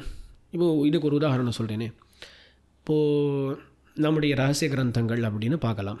நம்முடைய ரகசிய கிரந்தங்களுக்கு பேர் என்னது? ரகசிய கிரந்தங்கள். அப்படின்னா அர்த்தம் என்ன? அது கொஞ்சம் ரகசியமாக அதிகாரிகள் பஞ்சசம்ஸ்காரங்கள் பெற்ற அனைவருக்கும் திருப்பி அதில் இன்னொரு கிடையாது. நம்ம பிறப்பின் அடிப்படையில் ஒன்றும் சொல்லலை. பஞ்சசம்ஸ்காரங்கள் பெற்றுக் கொண்டிருக்கக்கூடியவர்கள் ரகசிய கிரந்தங்கள் கேட்கலாம்னு ஒரு நியமம் அந்த காலத்திலேருந்தே பெரியோர்கள் வைத்திருக்கிறார்கள். இப்போது அது ரகசிய கிரந்தங்களாக எப்போ வந்ததோ அப்போவே நம்ம சம்பிரதாயம் மட்டும் கிடையாது, மற்றவர்களும் அதை பார்க்க தொடங்கினார்களா இல்லையா? அதனால தான் மற்ற சம்பிரதாயங்களை, வைஷ்ணவ சம்பிரதாயத்தைச் சேர்ந்தவர்கள் அல்லாதவர்கள் அவர்களும் கூட வைஷ்ணவாலாம் இப்படி சொல்கிறா, இது தப்பாச்சேன்னு ஆக்ஷேபம்லாம் பண்ணியிருக்காளா இல்லையா? அப்போது அந்த அளவுக்கும் அந்த கிரந்தங்கள் போயிருக்கு. ஒருவேளை ஆச்சாரியன் சிஷ்யன் தன்னுடைய சிஷ்யனுக்குன்னு மட்டும் சொல்லிட்டு வந்தால் இந்த பிரச்சனை வந்திருக்காது. கிரந்தத்தில் எழுதினதுனால தான் மற்றவாளுக்கு அந்த விஷயங்கள் போய் சேர்ந்தது, அவள் ஆக்ஷேபிக்கிறா, அது கண்டனம் தெரிவிக்கிறார்கள், இதெல்லாம் நடக்கிறது. ஆனாலும் ஆச்சாரியர்கள் கிரந்தங்கள் எழுதினார்கள் எதுக்காக? அவன் ஆக்ஷேபிக்கிறவனை காட்டிலும் இது போய் சேர்ந்தால் உய்வடையக்கூடியவன் அதிகம், அந்த எண்ணத்தால் தான். அந்த மாதிரி தான் நாமும் இன்னும் ஒரு படி போய் புரியறது வேறு விதமாக அதை செயல்படுத்துகிறோன்னு வச்சுக்கலாம். கண்டிப்பாக. ஆனால் இப்போ ரொம்ப உயர்ந்த விஷயங்கள் இதெல்லாம் ரொம்ப சம்பிரதாயத்தில் வந்து மதிக்க தகுந்த, ரொம்ப அது பெற்றாலே அதை பெறுவதற்காக என்ன வேணால் பண்ணக்கூடியவர்கள் இருந்திருக்கார்கள். அப்படிப்பட்ட உயர்ந்த விஷயங்களை எளிமையாக மக்களிடம் போய் சேர்க்கும் பொழுது அந்த விஷயத்தினுடைய மதிப்பு குறைபடுகிறது, அந்த மதிப்பு குறைஞ்சு பெறுறது. அவளுக்கு அந்த விஷயத்தினுடைய கௌரவம் நெஞ்சில் பட மாட்டேங்கிறதே. அதனால அந்த விஷயத்தை படிக்க மாட்டேங்கிறா, அதில் ஒரு கேர்லெஸ்னஸ் இருக்குது, பார்த்துக்கலாம். இல்லை, சில சமயங்களில் அந்த விஷயத்தை தெரிஞ்சுட்டாலும் கூட அதை சரியான முறையில் தெரிஞ்சுக்காததுனால, ஆச்சாரியர்களை கிட்டி அவர்களால் கொஞ்சம் சிக்ஷிக்கப்பட்டு தெரிஞ்சுக்காததுனால ஒரு பணிவு முதலானவர்களும் வராமல் போவதற்கான வாய்ப்பும் இருக்குது. இருமாப்பு வருவதற்கான இன்ஃபர்மேஷன் தான் பகிரப்படுகிறதே தவிர ஞானம் பகிரப்படவில்லை அப்படின்னு இதில் ஒரு குற்றம் இருக்குது. அது கண்டிப்பாக இருக்குது. இப்போ அடியனே ரகசிய கிரந்தங்கள் ஒரு உதாரணத்துக்காக சொன்னேன், அது மாதிரி நடந்திருக்குன்றதுக்காக. ஆனால் இன்றைக்கி அதுக்குன்னு சொல்லி நாம் எல்லாத்தையும் சோஷியல் மீடியாலேயே போட்டு ஆகணுமான்னு கேட்டால் அடியனுடைய பர்சனல் கருத்து வேண்டான்றது தான். சோஷியல் மீடியான்னு அப்படின்னு குறிப்பாக சொல்கிறேன். சோஷியல் மீடியானா இப்போ யூடியூப், இன்ஸ்டாகிராம், அதில் நாம் ஒன்று போடுறோன்னா அது யாருக்கு வேணால் போகலாம். அதனால் அதில் போடும் பொழுது எல்லாத்தையும் அதிலே பகிர்ந்துடணுன்றது வேண்டாம், கூடாது அப்படின்றது அப்படினுடைய எண்ணம். அந்த மாதிரி ரகசிய கிரந்தங்கள் முதலானவைகள் எல்லாம் க்ளோஸ்டு சர்க்கிள்ஸில், நீங்கள் ஆன்லைனில் பண்ணிட்டு போங்க, அது பிரச்சனை கிடையாது. ஆனால் க்ளோஸ்டு சர்க்கிள்ஸில், இப்போ ஜூம் மீட்டிங் அப்படின்னு பார்க்குறது, கூகுள் மீட் அப்படின்லாம் சொல்கிறான், அதில் யார் வரா, யார் கேட்குறான்னு ஓரளவுக்கு கண்ட்ரோல் இருக்கும் இல்லையா? அந்த கண்ட்ரோல்டு என்வாயர்மெண்ட்ஸில் நாம் இந்த விஷயங்கள் எல்லாம் சொல்லலாமோ அப்படின்னு தோன்றது. ஆனால் எல்லாத்தையும் யூடியூப்லேயே பதிவிட வேண்டுமா அப்படின்னு கேட்டால் வேண்டாம். இப்போ டெக்னாலஜி ஒரு வரம்பு வைத்து கொள்ள வேண்டும். இது டெக்னாலஜிங்கிறது வந்து ஒரு ஈர்க்கக்கூடிய விஷயமா இருக்கும். நம் சம்பிரதாயம்னு ஒன்று இருக்குது, இதில் இவ்வளோ விஷயங்கள் இருக்குங்கிற அந்த மேலோட்டமான ஞானத்தை பலருக்கும் தெரியப்படுத்தலாம். அப்படி யார் ஆசையாக கற்றுக்கணும்னு அதிலேருந்து ஈர்க்கப்பட்டு வருகிறார்களோ அவர்களை பர்சனலாக அழைத்து அவர்களுக்கு ட்ரெயின் பண்ணி, அந்த பர்சனலாக அழைக்கிறது கூட வயா ஆன்லைன் பண்ணிக்கலாம். இப்போ பர்சனல் மீட்டிங்லாம் இருக்கே, அந்த மாதிரி கூட பண்ணிக்கலாம் அப்படின்னு ஒரு வரம்பு கட்ட வேண்டுங்கிற தேவையும் இருக்குது இன்றைக்கி. அப்படியே எதேர்ச்சியாக எல்லாத்தையும் நான் வாரி அரைப்பேன்னு பண்ணால் ஒரு மதிப்பு இல்லாமல் கூட இல்லை. இப்போது சந்தன காஷ்டம் இந்தனம் குருத்தே அப்படின்லாம் கூட இருக்குது. இப்போ நாம் இருக்கோம், நமக்கு எது விறகு எது சந்தன கட்டைன்னு நமக்கு வித்தியாசம் தெரியும். இதே சந்தன காட்டிலேயே வசிக்கக்கூடிய ஒரு பெண்மணி இருக்கா, அவளுக்கு வேறு எதுவுமே தெரியாது, சந்தன மரம் தான் முழுக்க இருக்குன்னா அந்த மரத்து கட்டையை உடச்சி விறகு ஏற்றுவா. அந்த மாதிரி ரொம்ப அதிகமாக எக்ஸஸாக ஒன்று கிடைக்கிறச்சே சந்தன கட்டையை கூட விறகு ஆக்கிற மாதிரி உயர்ந்த விஷயத்தை கூட மதிப்பில்லாமல் ஆக்கி விடுகிறது. ஆமாம், அதுதான் நடக்கிறது. அதுதான் சொல்கிறேன், அந்த உயர்ந்த விஷயம் என்னன்றதை நாம் பார்த்து அதை கொஞ்சம் ஜாகிரதையாக தான் வச்சுக்கணும். உதாரணத்துக்கு இப்போது திருமந்திரார்த்தம், நம்ம சம்பிரதாயம் அஷ்டாட்சரம், துவய மந்திரம், இதெல்லாம் ரொம்ப முக்கியமான மந்திரங்கள். அதில் திருமந்திர அர்த்தத்தை பற்றி சொல்லிட்டு வரும்பொழுது பேணி அனுசந்திக்க வேணும் அப்படின்றார் பிள்ளை லோகாச்சாரியார். அதுக்கு வியாக்கியானம் பண்ணக்கூடிய மணவாள மாமணிகள் கண்டபடி எல்லாருக்கும் போய் சேராதபடி ஜாகிரதையாக அனுசந்திக்க வேண்டும்னு வியாக்கியானம் பண்ணார் இல்லையா? அனதிகாரிகளுக்கு போய் செல்லாதபடி அதை அனுசந்திச்சுக்கணும் அப்படின்னு சொல்கிறார். அப்போது அதுவும் சம்பிரதாயத்தினுடைய பாகம் தானே. அதே ஒரு ஆச்சாரியனுடைய பெருமையும், ராமானுஜர் நமக்கு பண்ணியிருக்கக்கூடிய உதவிகள், இந்த சமுதாயத்துக்கு காட்டியிருக்கக்கூடிய தொண்டுகள், சம்பிரதாய வளர்ச்சிக்காக பண்ணியிருக்கக்கூடிய தொண்டுகள், இவற்றையெல்லாம் நாம் எல்லா இடத்திலும் நன்கு பேசலாம், ஒரு குறையும் கிடையாது. ஆனால் அவர் ரகசியமாக உபதேசித்த அர்த்தங்களை ரகசியமாக தான் வச்சுக்கணும். ஆச்சாரியனை நன்னா பிரகாசப்படுத்த வேண்டும். குரும் பிரகாஷயே தீமான் மந்திரம் யத்னேன கோபயேத். ஆச்சாரியனை நன்கு பிரகாசப்படுத்த வேண்டும்னு சொன்ன அதே சாஸ்திரம் மந்திரத்தை ஜாகிரதையாக வச்சுக்கொண்டார். கண்டிப்பாக. அப்போது நம்ம எதை வெளிப்படையாக நன்னா அதிகமாக சொல்கிறோம், எந்த விஷயங்களை கொஞ்சம் அதனுடைய மதிப்புக்கு முக்கியத்துவம் கொடுத்து ஜாகிரதையாக வைத்துக்கொள்கிறோம் அப்படின்னு ஒரு வரம்பை ஒட்டுமொத்த சமுதாயமாக நாம் கீர்த்தி கொள்ள வேண்டும். ஏதோ ஒருத்தர் 2 பேர் பண்ணால் அது பெரிய பிரயோஜனம் இருக்காது கடைசியில். சரிதான். இப்போ நாம் ஆரம்பத்திலிருந்தே இந்த டெக்னாலஜி, அதாவது fridge, washing machine, AC, geyser இந்த மாதிரி ஒவ்வொன்றா எடுத்து நாம் பேசவில்லை. நாம் வந்து ஒரு பொதுப்படையாக தான் பேசி கொண்டிருக்கிறோம். பொதுவாக டெக்னாலஜி அப்படின்னு அது எங்கெங்கெல்லாம் வாழ்க்கையில் தேவைப்படுறது அப்படின்னு பேசினோம். இப்போ நம்ம கடைசியாக பேசினது வந்து இந்த வரம்பு, அதாவது இந்த சம்பிரதாய பிரச்சாரத்திலே ஒரு வரம்பு கட்டிக்கொள்ள வேண்டும். எந்த அர்த்தங்களை வந்து நாம் சொல்லலாம், எந்த அர்த்தங்களை சொல்லக்கூடாதுங்கிறத ஒரு சமூகமாக நாம் வைத்து கொள்ள வேண்டும். ஏன்னா தேவர் சொன்ன மாதிரி இப்போ ஒருத்தர் வந்து எல்லாத்தையும் வாரி வழங்குறார், ஒருத்தர் ஒன்று சொல்லவே மாட்டேங்கிறாருன்னா சொல்லாதவர் மேலே மக்கள் தோஷமாக கூட பார்க்க ஆரம்பிச்சிருவான். அவர் எல்லாத்தையும் சொல்கிறார், இவர் ஒன்றுமே சொல்ல மாட்டேங்கிறார், அவர்லாம் நல்லது பண்ணுறாரு, இவர் கெட்டது பண்ணுறாரு, அந்த மாதிரி ஆகிடும். அப்போ என்ன ஆகும், ஒருத்தர் சொல்ல ஆரம்பித்தா கூட எல்லாருமே சொல்ல ஆரம்பிச்சிடுவான். அந்த மாதிரியான ஒரு நிலைக்கு தள்ளப்படுவோம். அந்த மாதிரி இல்லாமல் எல்லாத்துலேயுமே இந்த வரம்பு கட்டுதல், எல்லாத்தினுடைய உபயோகத்திலும் ஒரு வரம்பு கட்டுதல். ஏசியினுடைய உபயோகமாக இருக்கட்டும், ஃப்ரிட்ஜோட உபயோகமாக இருக்கட்டும், எதுவாக இருந்தாலும் மொபைல் உபயோகமாக இருக்கட்டும், எல்லாத்துலேயுமே ஒரு நன்மையை பார்த்து நன்மைக்காக மட்டும் பயன்படுத்த வேண்டும் அப்படிங்கிற அந்த வரம்புங்கிறது இருக்குது. டெக்னாலஜியில் அது ஒன்று தேவைப்படுகிறது இன்று நமக்கு. இல்லை இப்போது அப்படின்னு ஒரு வேடிக்கையாக சொல்லுவேன், நம்ம கண்டிப்பாக மனப்பாடம் பண்ண வேண்டிய ஒரு மந்திரம் பேலன்ஸ் அப்படின்னு சொல்லுவேன். எல்லாத்துலேயுமே பேலன்ஸ் அப்படின்றது தான் இருக்கிறதுலே ரொம்ப முக்கியமானது. நம்ம கோபம் வீடியோ பார்த்தோம், கோபம்ன்றது தப்பா அவங்கள்ட்ட? கோபம்னாலே தப்பு கிடையாது. எந்த அளவுக்கு யார் இடத்துல எப்போ கோபம் கொள்கிறோம், அதில் கோபம் இன்மையான்னு கேட்டால் அதில் பேலன்ஸ் வேணும். இப்போது எங்கேயோ பார்த்தா யாரோ சொன்னார் ஃபோனுன்றது கெட்டது அப்படின்னார். ஃபோனுன்றது எப்படி கெட்டதுன்னு சொல்ல முடியும்? ஃபோனை நாம் எப்படி பயன்படுத்துகிறோம் என்பதனை பொறுத்து தான் அது கெட்டதா நல்லதான் ஆகும். அது நல்ல விதமாக உபயோகப்படுத்துகிறவா எவ்வளோ பேர் இருக்கா. ஆகையாலே அந்த பேலன்ஸ் தான் எங்கே நாம் வரம்பு போட்டுக்கிறோம், எந்த அளவுக்கு கொடுக்குறோம் அப்படின்றது. அது சீர்மையை, நம்ம கொடுக்கக்கூடிய விஷயங்களுடைய சீர்மையை தெரிஞ்சுண்டு அதுக்கு தகுந்த மாதிரி இண்டிவிஜுவல் லெவல்லையும் சரி, ஒரு சமுதாய லெவல்லையும் சரி, சில விஷயங்களை நம்ம விசாரம் பண்ண வேண்டும். இந்த சமுதாயத்தில் ஒரு பொதுவான கண்ணோட்டம் என்னென்னா, பழசு அப்படிங்கிறதுனாலே அது சரி, புதுசாக ஒன்று வந்துடுதுனாலே அது தவறு, அதை ஒன்றே அக்செப்ட் பண்ணிக்கிறதுக்கு அந்த ஒரு பெரிய மனசு எல்லாருக்கும் இருக்காது. அந்த காலம்னா அப்படி இருக்கும், அந்த காலத்தில் எல்லாரும் ஆச்சாரமாக இருந்தால் தெரியுமான்னு. அந்த காலத்தில் மோட்டர் இல்லை. அந்த காலத்தில் ஒரு வேளை மோட்டர் இருந்ததுன்னா ஸ்ரத்தையை விட்டுட்டு எவ்வளோ பேர் மாறி இருப்பான்னு நம்மளால் சொல்ல முடியாது. எல்லார்ட்டையும் அந்த ஸ்ரத்தை ஆச்சாரமாகத்தான் இருக்க வேண்டுங்கிற அந்த ஸ்ரத்தை இருந்துதாங்கிறது நமக்கு தெரியாது. நான் எவ்வளவோ பெரியவர்கள் சொல்லி கேட்டிருக்கேன். அவர்கள் இப்போ நம்முடைய தகப்பனார் அந்த ஜென்ரேஷனுக்கெல்லாம் அவர்களுடைய பெற்றோர்கள் என்ன சொல்லியிருப்பாங்க, நான்லாம் ஆச்சாரத்தில் ரொம்ப கஷ்டப்பட்டுட்டேன், நீலாம் போ ஜாலியாக இரு, நீ மட்டும் சந்தோஷமாக இரு அப்படின்னு சொல்லி அனுப்பக்கூடியவர்கள் இருந்திருக்கா. அப்போ அவள்கிட்ட ஆச்சாரத்தில் ஸ்ரத்தை இல்லைங்கிறது தெரியறது நமக்கு. ஆகையால் அந்த காலத்தில் சூது விளையாடின்னு இருப்பா, சீட்டு விளையாடின்னு இருப்பா, என்னென்னவோ பண்ணுவா, பேசுவா. கோவில்லையே கூட பார்த்துருக்கலாம். கோவில்லையே இந்த சூது சதுரங்கம் விளையாடுறதுக்கு கட்டம் போட்டு அந்த கல்லுலேயே வச்சிருப்பா. கோவிலுக்கு வந்து கூட சூது விளையாடுறதுக்கு தான் வருவா. அந்த மாதிரிலாம் நிறைய நடந்திருக்கு. அதனால் அந்த காலம்னாலே அப்படியே ரொம்ப பொற்காலமாக இருந்தது, இந்த காலத்தில் தான் ஸ்ரத்தை குறைஞ்சி போயிடுத்துங்கிற மாதிரி பேசுதலும் நாம் எடுத்துக்கொள்ள வேண்டாம். ஆமாம். இப்போது வேதாந்த தேசிகர் யாரவாபிரயத்தில் ஒரு ஸ்லோகம் சொல்கிறார், ததாத்வே நூத்தனம் சர்வம் ஆயத்தியாஞ்ச புராதனம் ந தோஷாயை தருபயம் ந குணாயச்ச கல்பத்தே அப்படின்னார். ஒன்று புதுசாக வரும்பொழுது அது அப்பொழுது புதுசு தான், நாள்பட அது பழசேடும். இப்போது உலகத்தில் அது முக்கியமாக இந்த சம்பிரதாயத்தை சேர்ந்தவர்களிடத்தில் என்ன எண்ணம்னா, பழசுனா அது ரொம்ப ஒசத்தி, ஓல்ட் இஸ் கோல்டு அப்படின்லாம் வேற சொல்லுவாள். பழசுனா ஒசத்தி, புதுசாக என்ன வந்தாலும் அது தாழ்த்தின்னு ஒரு எண்ணம் உண்டு. ஆனால் அதை பற்றி அன்றைக்கி பேசியிருக்கார் வேதாந்த தேசிகர். அதுக்கு முன்னாடி கவிகள்லாம் அதை பற்றி எல்லாம் பேசியிருக்கிறார்கள். 2000 வருஷத்துக்கு முன்னாடி புராணம் இத்தியேவ சாது சர்வம் அப்படின்னா சந்தஃப் பரீட்சான்ய தரத் பஜந்தே. கடைசியில் என்னென்னா, அது இன்னைக்கு வந்ததா நேற்று வந்ததா 1000 வருஷம் முன்னாடி வந்ததான்றது கிடையாது.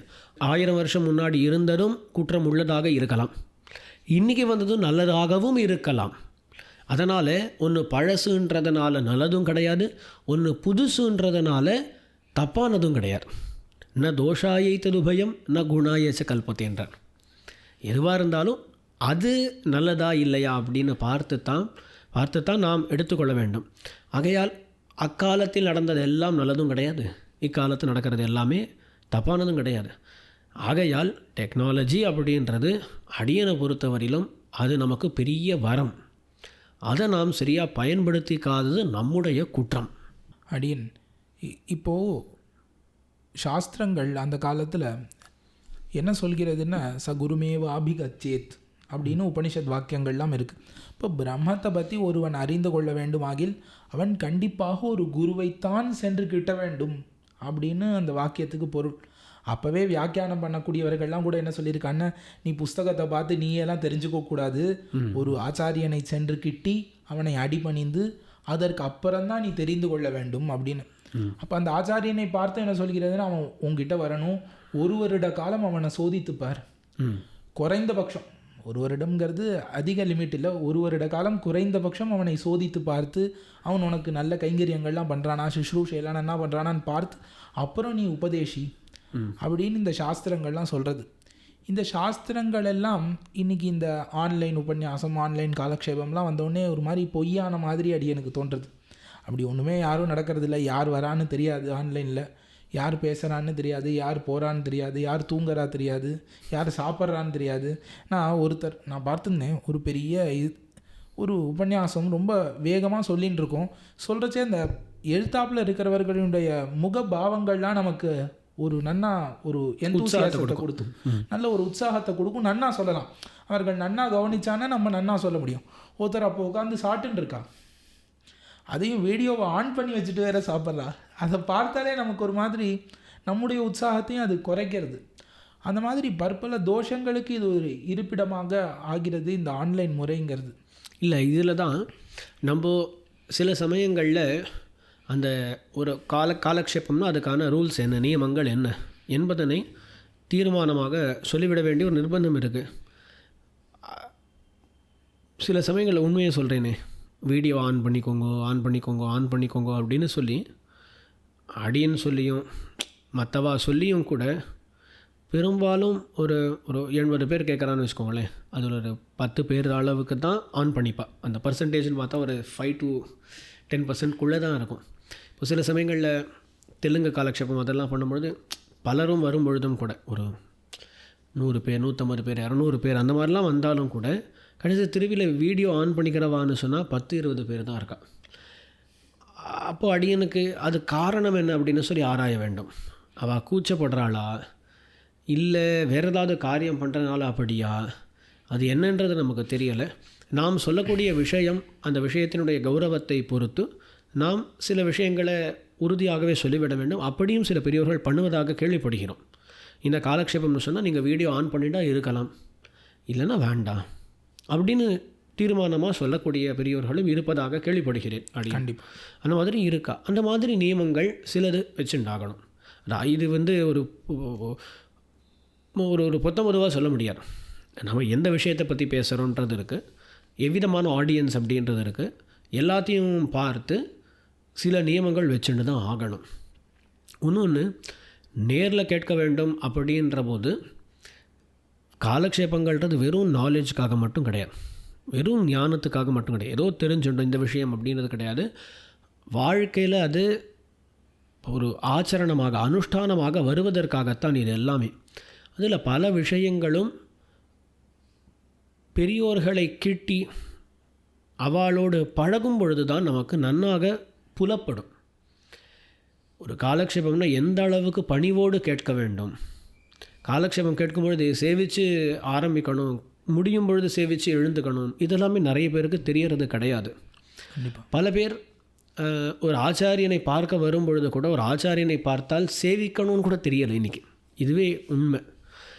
அதனால் அதில் எப்போ தெரியும் அப்படின்னா, ஒரு 10 பேர் வரான்னு வச்சுக்கோங்களேன், ஒரு 8 பேர் சேவிக்கிறான்னா ஓஹோ நம்ம சேவிச்சு கேட்கணும் போல இருக்குது அப்படின்னு சொல்லி அந்த ஒரு இன்டராக்ஷனால் தெரியும். ஒருத்தர் ஒரு சுவாமிகிட்ட பெரியவர்கிட்ட பேசும்பொழுது அடியேன்னு சொல்லி ரொம்ப பணிவோடு பேசுகிறான்னு வச்சுக்கோங்களேன், ஓஹோ பெரியவானா இப்படி பேசணும் போல இருக்குன்னு தெரியும். இன்றைக்கி என்ன இடுறது அப்படின்னு சொன்னால், அந்த இன்டராக்ஷன் இல்லாததுனால இப்படி வைஷ்ணவர்களோடு பழக வேண்டும், அடியவர்களோடு இப்படி பழக வேண்டும் என்கிற எண்ணமே இல்லாமல் போயிடும். கண்டிப்பாக அதெல்லாம் எங்கேருந்து கற்றுப்பானா, ப்ராக்டிக்கலாக நேரில் வந்தால் தான் அதெல்லாம் தெரிய வரும். இன்னொன்று என்னென்னா, அந்த 1 மணி நேரம் நாம் ஒரு இடத்துல நேராக போய் காலக்ஷேபம் கேட்குறோன்னா, அந்த 1 மணி நேரம் நம்ம இந்த சம்சாரத்தில் இருக்கிற தேவையில்லாத எண்ணங்கள்லேருந்து விலகி இருக்கிறோம். இந்த சம்சாரம், நம்ம வீட்டில் யார் வரா போகிறான்னு தெரியாது, வீட்டில் இருக்கிறவர்கள் நம்மளை கூப்பிட மாட்டா, வா 1 மணி நேரம் உபன்யாசத்துக்கு போயிருக்கா, வர வரைக்கும் நாம் அவளை டிஸ்டர்ப் பண்ணக்கூடாதுங்கிற எண்ணம் இருக்குது. ஆகையால் நாம் அந்த 1 மணி நேரம் நம்ம இந்த சம்சார தாப்பங்களை எல்லாம் விட்டு முழுவதுமாக விலகி அந்த காலக்ஷேபத்திலே லயிக்கக்கூடிய ஒரு வாய்ப்பு கிடைக்கிறது. ஆனால் இப்போ கிரகங்களில் எடுத்துக்கோங்கோ, இப்போ நானே இருக்கேன்னு நான் இப்போ ஒரு உபன்யாசம் பண்ணின்னு இருக்கேன், எனக்கு வேறு இடம் இல்லைன்னு ஒரு ஹாலில் உட்காந்து பண்ணுறேன். திடீர்னு யாராவது கெஸ்ட்டு வந்துட்டான்னா இப்போ நான் அவளை பார்ப்பேனா இல்லை அப்படியே அவளை கண்டுக்காத மாதிரி காலக்ஷேபம் பண்ணுவேனா? அந்த ஒரு தர்ம சங்கடமான நிலையில் நம்மளை கொண்டு போய் சேர்க்கிறது. பெரும்பாலாக பண்ணுறவர்களுக்கு வேறு வழி இல்லை, அவள் மட்டும் பண்ணிகிட்டே இருக்கணும். கேட்கக்கூடியவர்கள் வீடியோவை ஆஃப் பண்ணிவிட்டு அந்த கெஸ்ட்டை வரவேற்று அவர்களுக்கு உண்டான உபச்சாரம் பண்ணி, ஒரு ரெக்கார்டு கூட இருக்குன்னா சரி ரெக்கார்டு இருக்குது அப்புறம் கேட்டுக்கலாம், நாம் இப்போ வெளில போகலாம், அந்த மாதிரி ஒரு எண்ணங்கள்லாம் வந்து என்ன ஆகிடுறது, இந்த சம்சாரத்தில் திருப்பி திருப்பி மாட்டிக்கிறதுக்கு உண்டான ஒரு வாய்ப்புகள் தான் அதிகமாகிறதே தவிர அந்த 1 மணி நேரம் அந்த நிம்மதி, நன்னா காலக்ஷேபம் கேட்டோம் அப்படிங்கிற அந்த நிம்மதி இல்லாமல் திருப்பி திருப்பி இந்த சம்சாரத்திலே மாட்டிக்கொள்ள வேண்டிய ஒரு சூழ்நிலை வருகிறது. ஆமாம், ஏற்படுகிறது. அதனால் முடிஞ்ச அளவுக்கு நேரில் போய் கேட்பதற்கான முயற்சி எல்லாரும் பண்ணணும். ஆனால் அதே சமயத்தில் எங்கேயோ இருப்பா, ஏதோ ஒரு ஓரத்தில் கிராமத்தில் இருப்பா, இல்லை ஏதோ சம்மந்தமே இல்லாத ஒரு சிட்டியில் எங்கேயோ இருப்பா, அவள் எங்கேன்னு போய் யார்கிட்ட கேட்பா? அவளுக்கெல்லாம் பயன் ஏற்படுத்தக்கூடியதாக இந்த ஆன்லைன் காலக்ஷேபங்கள் இவைகள் இருக்கின்றன. இல்லை முன்னாடி அந்தந்த ஊரில் பெரிய பெரிய வித்வான்கள் இருந்தால் எல்லா ஊர்லேயும் இருந்தால், ஸோ அங்கங்கே பக்கத்தில் இருக்கிற ஊரில் போய் கேட்டுன்னு வந்துடலாம். இப்போ அந்த மாதிரி சொல்கிறவர்களும் ரொம்ப எண்ணிக்கையில் குறைந்து விட்டார்கள். சொல்கிறவா குறைஞ்சிட்டா அப்படின்றத காட்டிலும் அது ஒரு காலக்ஷேப பద్ధதியில் சம்பிரதாயத்தினுடைய ஆழமான அர்த்தங்களை எடுத்து அனுஷ்டான பரியந்தமாக போதிக்கக்கூடியவர்கள் குறைந்து விட்டார்கள் என்று சொல்ல வேண்டும். அடி நான் தான் கருதினேன். இப்போ இன்னொன்று கூட எனக்கு தோன்றது என்னென்னா, இப்போ கோவிட் டைமில் வந்து எல்லா ஒர்க்கிங் பிளேஸும் வந்து ஃபுல்லாக ஒர்க் ஃப்ரம் ஹோமாக மாறித்து, அவனுக்கே அது புரிஞ்சுது. அதுக்கப்புறம் ஹைப்ரிட் மோட்னு ஒன்று கொண்டு வந்தான். அதாவது நீ வீட்டிலே இரு, ஒர்க் பண்ணு, ஆனால் ஒரு 2-3 நாள் மட்டும் இங்கே வந்துட்டு போ. அந்த மாதிரி கூட இப்போ காலக்ஷேபங்களில் நாம் வந்து நம்மளால் முடியல, எங்கேயோ இருக்கோம், வெளியில் கேட்கணும், ஆனால் நமக்கு விடுமுறை நாட்கள்னு ஒன்று கிடைக்கும்ல. கண்டிப்பாக விடுமுறையே இல்லாமல் யாருக்கும் இருக்காது. ஒரு 10 நாள் கிடைக்கும், ஒரு வருஷத்துக்கு ஒரு 10 நாளாவது கிடைக்கும். அந்த 10 நாள் நேரில் வந்து கேட்கலாம்ல அதே காலக்ஷேபத்தை கேட்கலாம். இப்போது தொடக்கம், சாத்துமுறை, அந்த மாதிரி முக்கியமான கட்டங்களுக்கு நேரில் வந்து வரலாம். ஏதோ ஒன்று. இப்போ நான் வெளியூருக்கு போகிறச்சே நான் ஆன்லைனில் கேட்டுக்கிறேன். இப்போ இந்த ஊரில் இருக்கேன்னு கரைச்சேவாது வரலாம்ல, உள்ளூர்லேயே இருந்துட்டு ஆன்லைனில் கேட்கறது. இந்த மாதிரி பற்பல விஷயங்களை ஒரு சமூகமாக நாம் உட்கார்ந்து பேசி ஆராய வேண்டியதாக இருக்கிறது. கேட்கக்கூடியவர்களுக்கும் அதே தான். கேட்கக்கூடியவர்கள் கேட்கணும்னு ஆசையோடு தான் கேட்கிறார்கள். இப்போ ஆன்லைனில் நமக்கு கிடைக்கிறது அப்படின்னு ஆசையோடு தான் கேட்கிறார்கள். நாம் இப்போ அவர்களை எப்படி பார்க்க வேண்டியதாக இருக்குன்னா, இப்போ 100 பேர் எனக்கு கேட்குறா, சரி ஏதோ கேட்குறாளே பரவாயில்ல அப்படின்னு நம்ம மனசை தேத்தி கொள்ள வேண்டுமா, இல்லை நிஷ்டையோடு தான் கேட்க வேண்டும்? 100 பேர் கேட்பது எனக்கு முக்கியம் இல்லை, ஒத்தராக இருந்தால் கூட நிஷ்டையோடு தான் கேட்க வேண்டும்னு அந்த இடத்துல பிடிவாதம் பிடிப்பது நமக்கு தேவையாக இருக்குது. இது அவரவர்களுடைய எண்ணத்தை பொறுத்தது. திருக்கோஷ்டி ஒரு நம்பி எம்பெருமானாரே வந்த போதிலும் 18 முறை அவரை நடக்கச் செய்து அதுக்கு மேல் உபதேசித்தார். அவர் கொடுக்கக்கூடிய அர்த்தத்தினுடைய கௌரவம், அதனுடைய பெருமைகளை பார்த்து அவர் அவிதமாக செய்தார். எம்பெருமானார் ஐயோ பாவம் இவர்கள் ஜனங்கள், இவ உய்வடைந்தால் போதும் அப்படின்ற எண்ணத்தோடு எல்லாருக்கும் கொடுத்தார். இப்போது திருக்கோஷ்டியூர் நம்பியினுடைய எண்ணமும் சரிதான், எம்பெருமானாருடைய எண்ணமும் சரிதான், தப்புன்னு சொல்கிறதுக்கு இல்லை. ஆனால் தம்முடைய கருணையின் மிகுதியினால் எம்பெருமானார் அந்த காரியத்தை பண்ணார். அப்போது நம்முடைய இன்டென்ஷன் எம்பெருமானாருடைய இன்டென்ஷன் போன்றதாக இருந்தால் நாம் அவ்விதமாக பண்ணலாம். அந்த இன்டென்ஷன் சரியாக இருக்கா அப்படின்றதை அவரவர்கள் இப்போ அடியன் யோசிச்சுக்கணும். அப்படி தான் நம்ம பண்ணுறோமா, நிஜமாக பண்ணுறோமான்னு. இந்த மாதிரி பரீட்சைகள் எல்லாருமே ஒவ்வொரு நாளும் தங்களை குறித்து தாங்களே பண்ணிக்கொள்ள வேண்டியது தானே. அந்த மாதிரி பார்த்துக்கணும். அதான் ரெண்டுமே இருக்குது, அவாவாக பார்த்துக்க வேண்டியது. டிப்ளமேட்டிக்காக பதில் சொல்லிட்டேன் அப்படின்னு ஒரு கடைசியாக ஒரு விஷயம் பேசி நாம் முடித்து கொள்ளலாம். அந்த காலத்தில் ஆச்சாரியனோட பர்சனல் லைஃபோட கனெக்டாக இருப்பாள். பர்சனல் லைஃப்னால் ஆச்சாரியனோட பர்சனலில் மூக்க நுழைக்கிறது அந்த மாதிரி கிடையாது. இவர்களுடைய வாழ்க்கை வந்து ஆச்சாரியனுக்கு ரொம்ப வெளிப்படையாக இருக்கும். ஸோ தட் ஆச்சாரியன் வந்து அவரை இது நீ பண்ணது தவறு, இது நீ பண்ணது சரின்னு திருத்தக்கூடிய ஒரு உரிமையை கொடுத்து வைத்திருப்பார்கள். அப்படி இருக்கும் பொழுது இவர்கள் வந்து வாழ்க்கையில் வேற எங்கேயாவது வெளியில் போயிட்டான்னா ஒரு சந்தேகம்னாலும் திருப்பி வந்து ஆச்சாரியன்ட்ட கேட்டுட்டு போகணும். ஆனால் இந்த காலத்தில் டெக்னாலஜி வந்து இந்த விஷயத்தை கூட நமக்கு வரமாக்கி கொடுத்துரு. எங்கே இருந்தாலும் ஆச்சாரியனுக்கு ஒரு ஃபோன் அடித்து, சுவாமி நான் இது பண்ணணும், இந்த இடத்துல எப்படி நான் பண்ணலாம், இது சரியாக இருக்குமா தவிர ஆச்சாரியன்னு சொல்லும்பொழுது யாரை சொல்கிறது? சம்பிரதாயத்துக்கு இல்லை நம்முடைய கைடு சம்பிரதாயத்திலே நம்மை வந்து திருத்தக்கூடியவர்களாக சில பேர் இருக்கிறார்கள் அல்லவா. அதாவது நான் சம்பிரதாய நெறிப்படி வாழ வேண்டும்னு நினைக்கக்கூடியவர்களுக்கு நான் செய்வது சரியா தவறாங்கிறது யார் ஞானத்தை உபதேசிக்கிறார்களோ அவர்களை பற்றி பேசி கொண்டிருக்கிறேன். அதாவது ஞானத்தை கொடுக்கக்கூடியவர்களோடு ஒரு கனெக்டில் இருக்கிறச்சே தான் அவர்கள் நம்மை திருத்த முடியும். ஞானத்தை மட்டும் ஏற்படுத்தாமல் அனுஷ்டான பரியந்தமாக அதை அவர்கள் நமக்கு மாற்றி கொடுக்கக்கூடியவர்களாக இருப்பார்கள். அதுக்கு இந்த டெக்னாலஜி நமக்கு இந்த காலத்தில் ரொம்ப உதவியாக இருக்கும்ல. இப்போ அடியன் வந்து ஒரு 2 பேர் நமக்கு பாடத்துக்கு வரான்னு ஒரு 10 நாள் இல்லை ஒரு 2-3 மாதம் அவள் தொடர்ந்து நேரில் வரா. அப்படி நேரில் வரக்கூடியவர்களுடைய தன்மையெல்லாம் எனக்கு புரிந்து கொள்ள முடியறது. அவள் இப்படி சொன்னால் அவர்களுக்கு புரியும், இப்படி சொன்னால் அவர்களுக்கு புரியாது, அவர்களுடைய நிலை இதுதாங்கிறத நான் கணிச்சிடுறேன். அதற்கு பிறகு அவள் ஆன்லைனில் வந்தால் கூட எனக்கு பிரச்சனை இல்லை. அவர்களுக்கு எப்படி நடத்தணும், அவர்களுக்கு எப்படி புரிய வைக்கணும், அவர்கள் எப்படி நடந்துப்பா எல்லாமே எனக்கு தெரியறது. ஸோ தட் என்னால் நன்னா அவர்களுக்கு சிக்ஷிக்க முடியறது. அந்த மாதிரி இந்த காலத்துலேயும் எல்லாரும் ஓரளவுக்கு ஆச்சாரியனாக இருக்கக்கூடியவர்கள் இல்லை காலக்ஷேபம் கேட்கக்கூடியவர்களிடத்தில் வெளிப்படையாக ஒரு முறையாவது அவர்களை பார்ப்பது, இல்லை ஒரு 10 நாள் ஏதோ ஒரு விடுமுறை கிடைக்கும் பொழுது அவருடைய காலக்ஷேபத்திலே அன்வைப்பது, இல்லை பர்சனலாக நாம் அந்த ஊருக்கு போகிறோன்னு அவர்களோடு சந்தித்து ஒரு கொஞ்சம் டைம் ஸ்பெண்ட் பண்ணி அவர் திருமாளிகள் ஏதாவது கைங்கரியம் பண்ணுதல், இல்லை ஏதோ ஒரு வகையில் அவரோட நாம் ஈடுபட்டு நாம் இப்படிப்பட்டவோம். ஏன்னா ஒரு அரை மணி நேரம் ஒருத்தரோட பழகிறச்சே கூட நமக்கு அவள் எப்படிப்பட்டவான்னு புரிந்து கொள்ள முடியும். அவர்களுக்கு நாம் எப்படி உபதேசிக்கணுங்கிறதையும் நமக்கு தெரியும். அந்த மாதிரி ஒரு கனெக்ஷனும் ஏற்படுத்தி கொள்ளணும், வெறும்னா டெக்னாலஜி பேஸ்டாக இருந்தால் கூட. அதுதான் அந்த ஹைப்ரிட் மோட் அப்படின்னு அடியேன்னு சொல்ல வரேன். நல்லா இருக்குது சுவாமி, கண்டிப்பாக பண்ண வேண்டியது தான். முக்கியமாக தேவள் சொன்ன மாதிரி தேவள் ஆச்சாரியர்கள்னு பேசும்பொழுது ஞானத்தை உபதேசிக்கக்கூடியவர்கள் அப்படின்னு சொல்லிட்டு இதுக்குன்னா அடியின் ஆச்சாரியன் ஒன்று வெறும் பஞ்சசம்ஸ்காரங்களை கொடுக்கக்கூடியவர்களை சொல்கிறதோன்னு முதல் அடி நினச்சேன். அது ரொம்ப முக்கியம். கடைசியில் அடி சில தோணும் நம்ம ஆச்சாரியன் ஞானாச்சாரியன் பிரித்து சொல்கிறோம். ஆச்சாரியன்னாலே ஞானத்தை உபதேசிக்கிறவன் தான் ஆச்சாரியன் இல்லையா? ஆச்சாரியன் வார்த்தைக்கே அதுதான் அர்த்தம். அதனால் தான் அடியின் சந்தேகம் வந்து அதெல்லாம் கேட்ட அடியன் கண்டிப்பாக.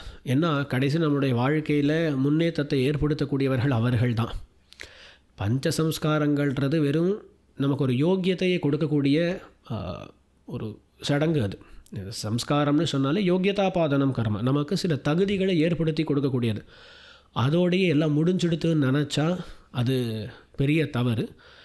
அதுக்கு மேலே நம்ம வாழ்க்கையில் சரியாக கைடு பண்ணக்கூடியவர்கள் தான் இன்னுமே பெரிய பங்கை வகிக்கிறார்கள் என்பது அடியினுடைய எண்ணம். அப்படி பார்க்கும் பொழுது கண்டிப்பாக அவர்களோடு ஒரு ரேப்போன்னு சொல்லுவா இல்லையா இங்கிலீஷில், கண்டிப்பாக அதை அனைவரும் வளர்த்து கொள்ள வேண்டும். நல்ல சந்தேகங்களை கேட்டு வாழ்க்கையை ஞானானுஷ்டானங்கள் உடையவர்களுடைய உபதேசத்தை அடியொற்றி அமைத்து கொண்டால் அது நல்லா இருக்கும் அப்படின்றது தேவரினுடைய எண்ணம்ன்றதை புரிஞ்சுக்கிறேன்.